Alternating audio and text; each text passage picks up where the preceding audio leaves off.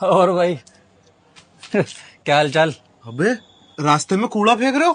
अबे हाँ यार, अभी ग्राउंड फ्लोर पे रहता हूँ तो परेशानी होती है।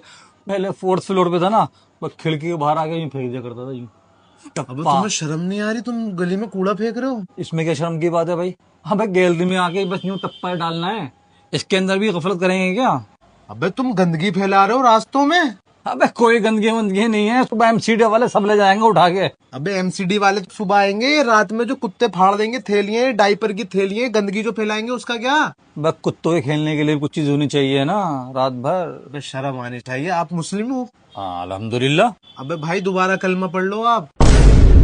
हमारे नबी ने कहा है आखिरी दर्जे का ईमान वो है कि रास्ते में से गंदगी हटा दी जाए। अगर ये भी काम नहीं हो रहा तो ईमान बचा ही नहीं है बिल्कुल।